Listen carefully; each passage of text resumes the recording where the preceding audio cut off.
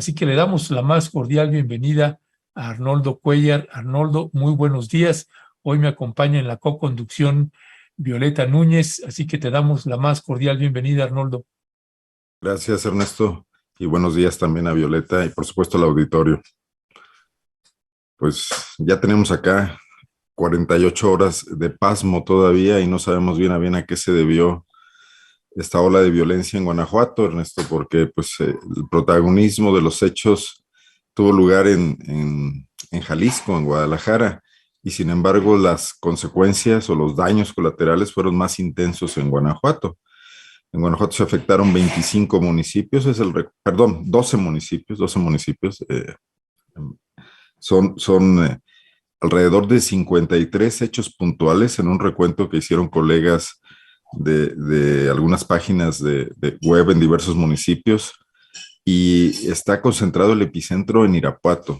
Estos eventos se refieren o a incendios de tiendas, o a disparos sobre las vidrieras, o a incendios de vehículos, o a vehículos incendiados en carreteras. Algunos de ellos fueron frente a los propios comercios.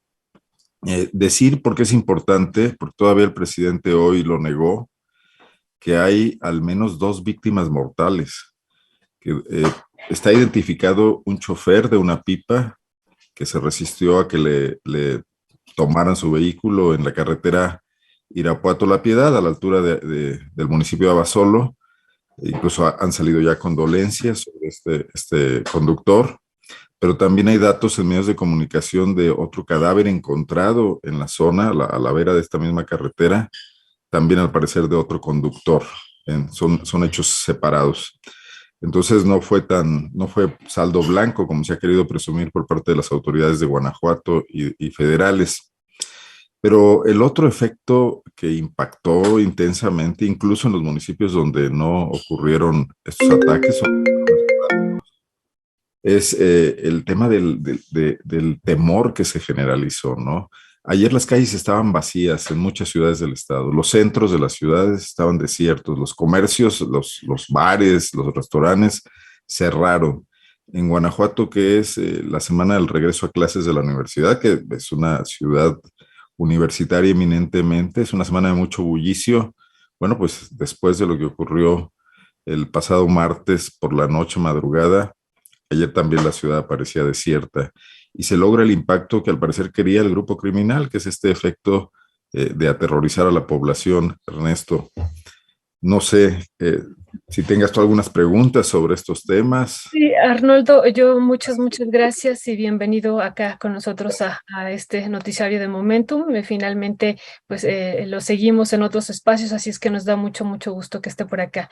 Y bueno, vemos esta interesante nota que ustedes presentaron el día de ayer en PopLab. Realmente llamamos a la audiencia a que la siga. En esta idea, en esta pues de callan, intentan tranquilizar y al final maquillan. ¿Y cuál sería la intención de esta narrativa que incluso hoy insiste, como bien lo comenta el presidente, de que no pasó nada, no hubo muertos, no hay que tranquilizar, hay que como ocultar, digámoslo así? ¿Cuál sería la intención de esta narrativa presidencial, gubernamental, frente a esta realidad que nos están ustedes compartiendo aquí a través de PopLab? ¿Cuál es el fondo de no decir estos datos que ustedes nos están presentando aquí? Pues hay una negación a aceptar que la violencia no ha sido controlada, que hay territorios y espacios donde el Estado mexicano, cualquiera de sus niveles de gobierno, no está teniendo la presencia, no hay Estado de Derecho. Momentáneamente en algunos lugares, el centro de Irapuato y algunas de sus zonas periféricas el martes pasado fueron territorio libre para la circulación de las bandas criminales. Por ejemplo, de los 53 hechos que se ha hecho este recuento, al menos 25 de ellos ocurrieron en Irapuato. Entonces, ¿qué pasa en Irapuato? En Irapuato hay una zona militar, está la 12 región militar. Uno de los Oxxos incendiados está calle de por medio de las instalaciones militares a las que el presidente de la República ha utilizado cuando viene para dar ahí conferencias mañaneras, ¿no? La Guardia Nacional se ha desplegado. Irapuato ha tenido una alta violencia, muertes de policías, etcétera. Y esto parece que no impacta o no inhibe de ninguna manera. Entonces, la narrativa, esta a la que hace referencia tanto la autoridad local, que inmediatamente salió a tratar de minimizar los hechos, afirmar que los tenía bajo control cuando estaban en progreso, cuando todavía varias horas después de este aviso de la secretaria de Gobierno de Guanajuato, Livia García, seguían ocurriendo ataques. Bueno, pues es esta infantilización de la sociedad, ¿no? Quieren que no nos asustemos cuando evidentemente están ocurriendo cosas de las que necesitamos saber hasta para cuidarnos a nosotros mismos, independientemente de lo que nos dediquemos al análisis o lo que sea. La gente necesita saber por qué calles no puede transitar, porque en ese momento no son seguras, y se le mandan mensajes de funcionarios desde sus oficinas, desde sus escritorios. La alcaldesa de León, Alejandra Gutiérrez, estaba en la Ciudad de México. Imagínate el sinsentido de esto. Debió suspender un viaje a Cancún y regresar a la Ciudad de León 24 horas después de los acontecimientos, porque iba a ir a promover el turismo hacia León, Guanajuato, mientras aquí ocurría todo lo que ya sabemos, ¿no? Entonces, es esta otra realidad alterna en la que viven los políticos y donde quieren mandar el mensaje de que todo está muy bien, de que van avanzando, de que están controlando la situación, cuando en realidad, pues los hechos son los que deberían hablar de esto y no sus palabras, ¿no? Gracias, Arnoldo. Pues además del boletín que emitió las autoridades del gobierno de Guanajuato, el gobernador también envió un mensaje. Vamos a escuchar al gobernador Sinue, qué fue lo que dijo, porque tengo también ahí algunas preguntas que hacerte sobre este respecto, Arnoldo. Vamos a escucharlo. Amigos de Guanajuato, les habla Diego Sinue, gobernador del estado. Ayer por la tarde, derivado de los operativos federales en el estado vecino de Jalisco, Guanajuato sufrió una serie de incendios en tiendas de conveniencia y vehículos, sin que se reporten lesionados. Desde el primer minuto, con la coordinación interinstitucional de autoridades estatales, municipales y federales, reforzamos los operativos y la vigilancia en todo el estado. Tras estos incendios que buscan generar temor y confusión, detuvimos a 11 personas que estaban dedicadas a causar temor en la población a través de los incendios. Estos 11 detenidos serán llevados a la justicia. En su momento, el gobierno federal dará información de los mismos. La Fiscalía General del Estado ya trabaja para dar con más responsables de los daños ocasionados. Después de las acciones tomadas por las instituciones de seguridad de los 3 niveles de gobierno, la circulación y la actividad en ningún momento será suspendida y no corre ningún riesgo. Trabajamos de forma permanente para devolverle la paz a nuestro Estado. Les reitero, la seguridad es mi prioridad y no descansaré junto con todo mi gobierno hasta lograrlo. Mantendremos una comunicación directa a través de nuestros canales oficiales de redes sociales, por lo que los invito a estar informados a través de ellos. Somos más la gente trabajadora y honesta, que buscamos el bienestar de Guanajuato y sus familias. Por su atención, muchas gracias. Guanajuato, Grandeza de México, Gobierno del Estado.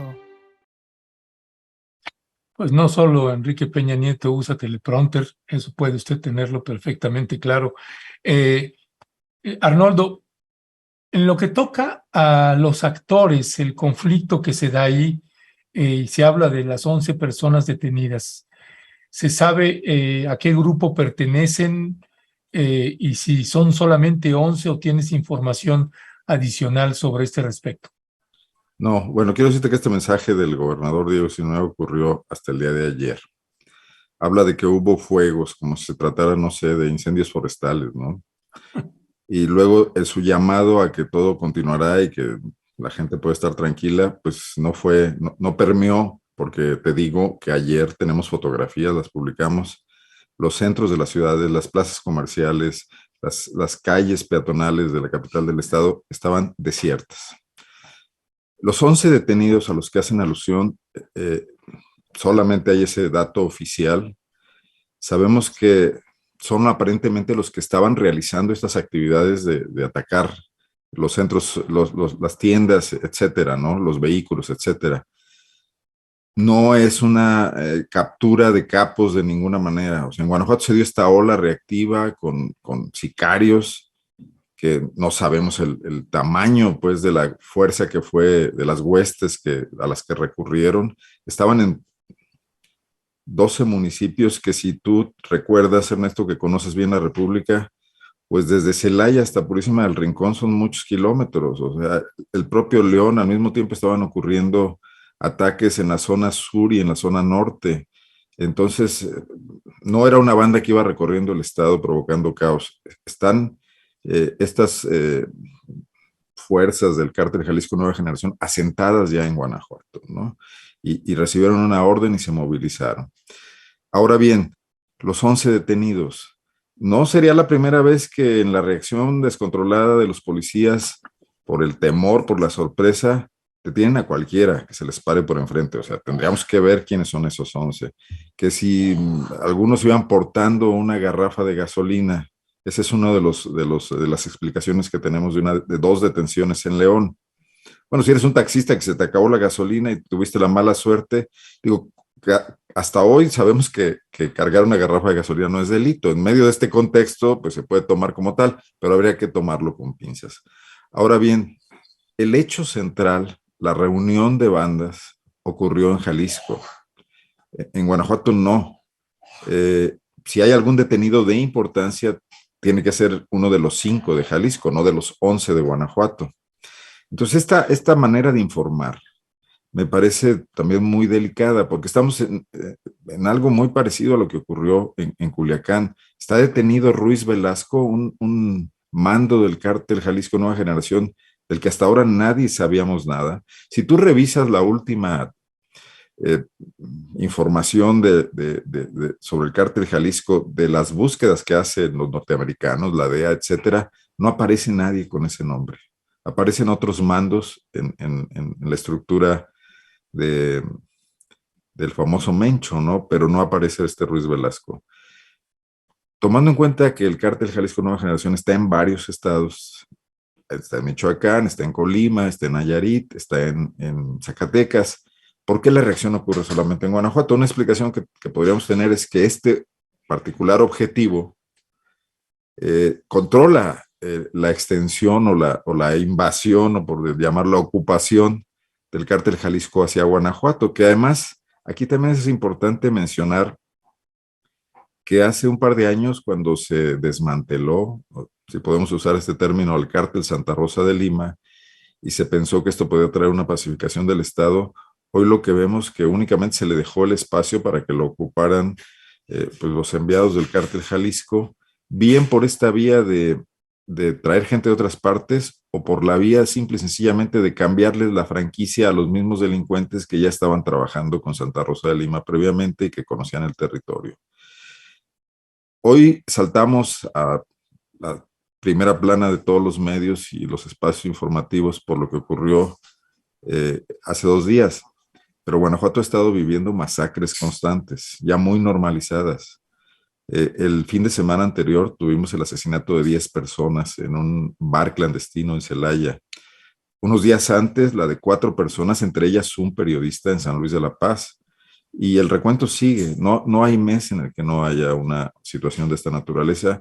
Y los homicidios han vuelto a repuntar a los niveles que teníamos en el 2020, el año en que llegamos prácticamente a los 5,000 asesinatos en Guanajuato, superando a todos los estados del país y teniendo un escenario catastrófico. Entonces, la eclosión que vimos ayer nos dice muchas cosas sobre lo que está ocurriendo en Guanajuato. Nos manifiesta el control territorial que tienen, el dominio que tienen de la situación, que se están enfrentando con los restos de las bandas del Cártel de Santa Rosa de Lima o con grupos locales, como ocurre en el caso de León, que hasta ahora no ha habido una confrontación directa del Cártel Jalisco con las autoridades de Guanajuato, que no sabemos qué puede ocurrir a partir de ahora, a raíz de lo que aconteció, pero que, como lo he comentado yo en otras entrevistas, pues que no hay cártel bueno, ¿no? Que este asunto donde el presidente ha dicho que cuando un grupo domina las cosas se tranquilizan, bueno, pues aquí no se ve de ninguna manera, ¿no?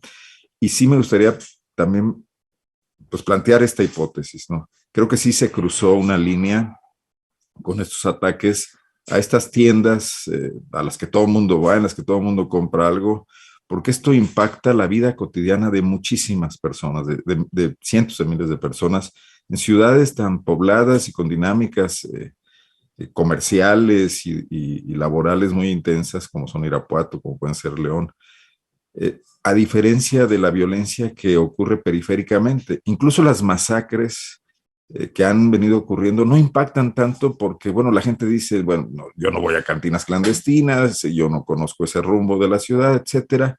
Pero hoy no, hoy los delincuentes se movieron al centro de las ciudades y mostraron una capacidad de violencia y de fuego alta. Porque en esos Oxxos de Irapuato, esos 25 lugares donde atacaron, son lugares céntricos. Estaban en muchas colonias que normalmente no aparecen en las páginas de Nota Roja, ¿no? Entonces es un aviso, es un acto de terrorismo que dice, estamos aquí y podemos hacer lo que queramos, ¿no? Sacaron a los trabajadores de los Oxxos antes de arrojar bombas incendiarias. Había una especie de protocolo. La orden quizás fue precisa, no se desató el caos y lo dejaron a cada célula.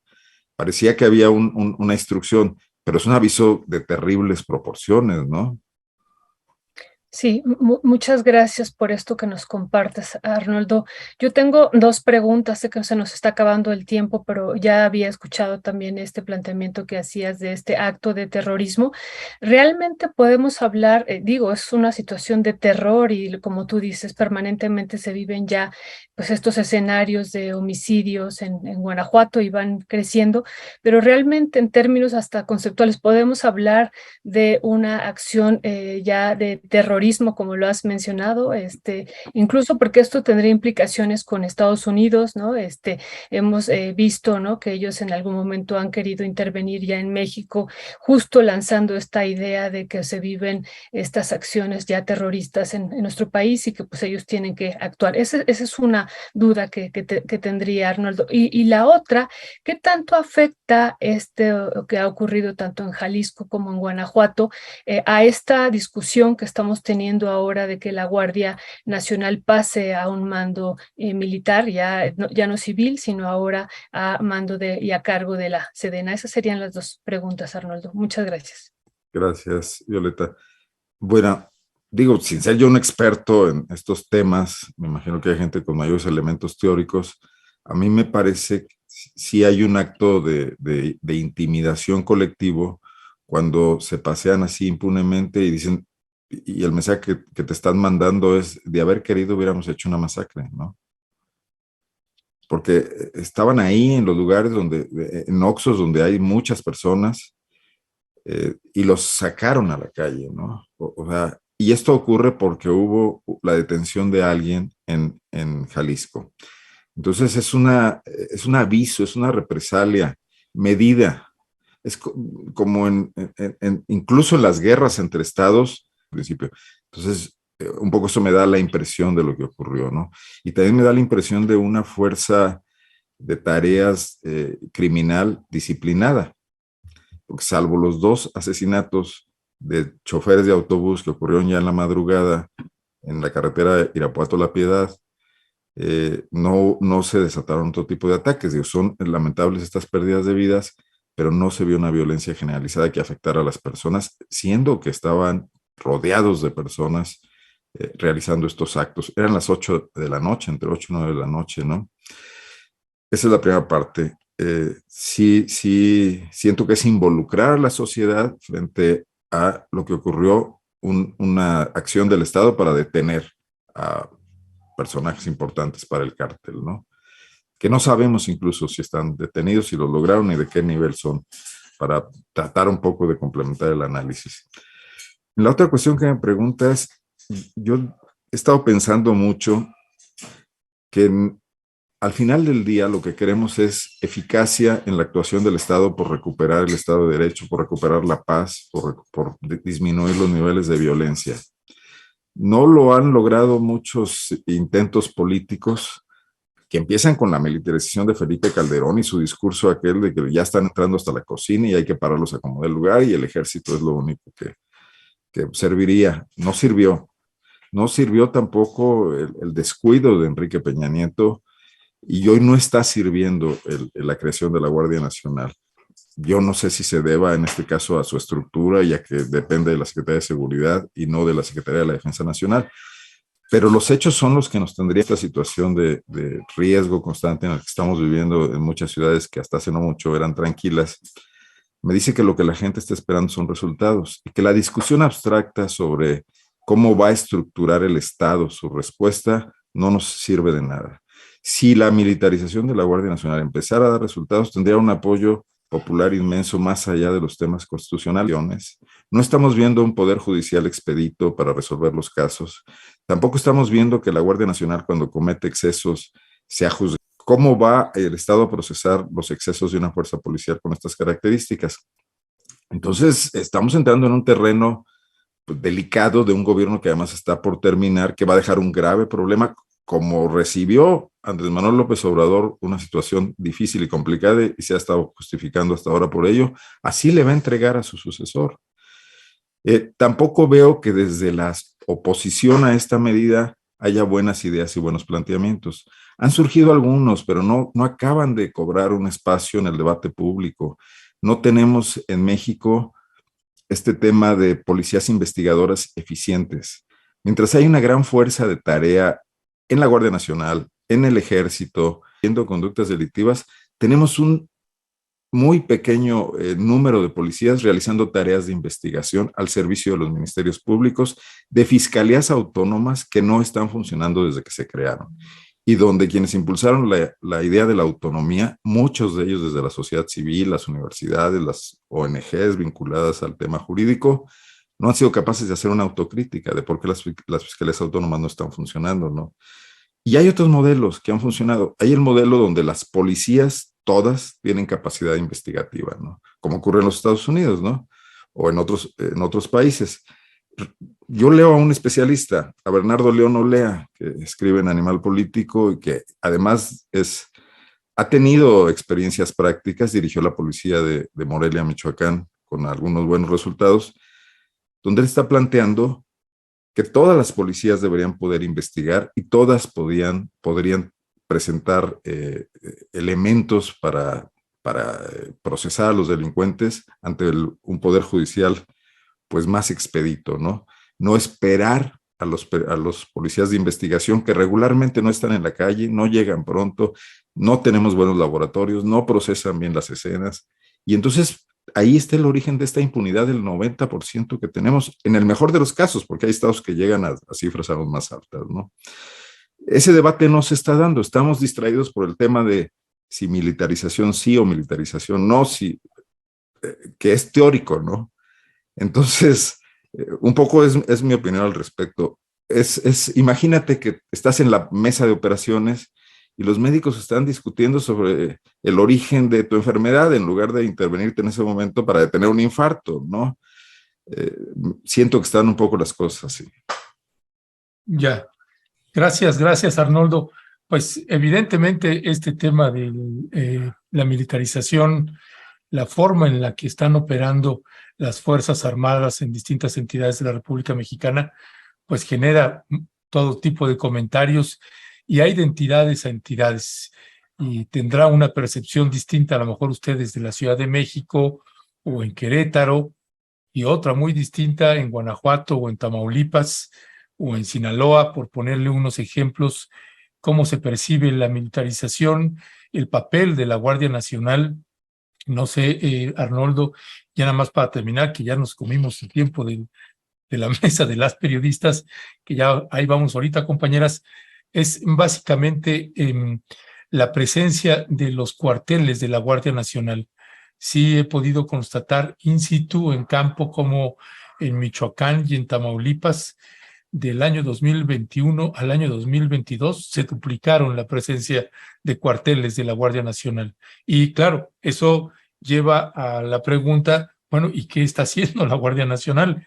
No sé si esa es la misma situación que están teniendo también en Guanajuato, si se ha duplicado la presencia de la Guardia Nacional, pero no se ve el campo de acción que están haciendo.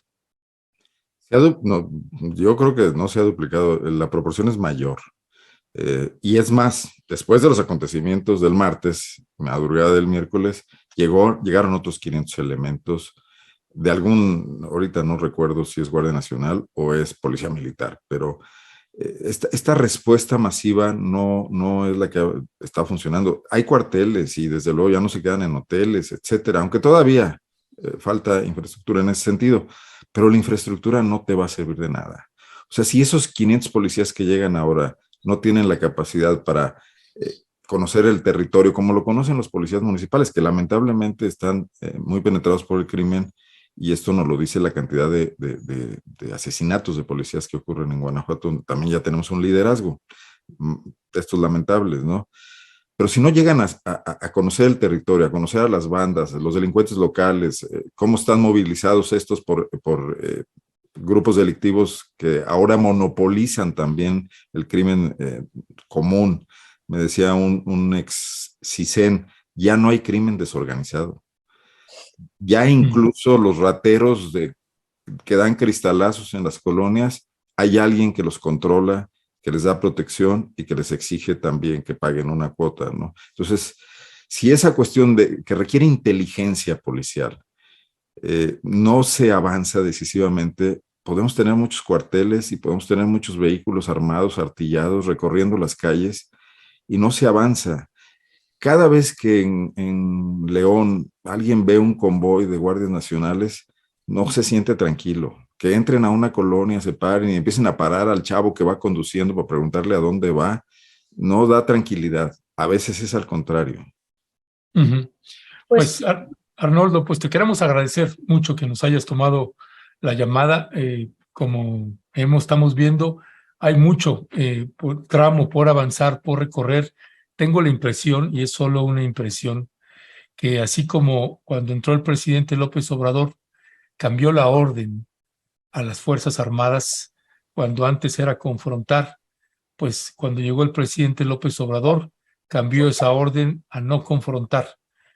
Creo que una vez que se han asentado los campamentos, los cuarteles militares de la Guardia Nacional, de la Marina, que también tuvo muchos reacomodos, y del Ejército, que también tuvo otros reacomodos, creo que la orden va a volver a cambiar. Esa es la impresión que tengo. Vamos a ver el anuncio que va a dar el presidente López Obrador el 16 de septiembre, que ya anunció que el mensaje va a ser precisamente sobre seguridad y que va a dar ahí alguna información. No sabemos la naturaleza de la misma, pero creo, es una impresión por ver cómo la forma de operar de las Fuerzas Armadas en algunas entidades de la República Mexicana empieza a modificarse una vez que ya están asentados los cuarteles ahí. Ya veremos qué sucede. Arnoldo, te mando un fuerte abrazo, te mandamos un fuerte abrazo y seguimos al habla. Les agradezco mucho, Violeta. Muchas gracias, Arnoldo. Y pues llamamos aquí a la audiencia a ver Pop Lab y este trabajo que están entregando muy interesante. Pasma violencia al gobierno, callan, intentan tranquilizar, al final maquillan. Gracias, Arnoldo.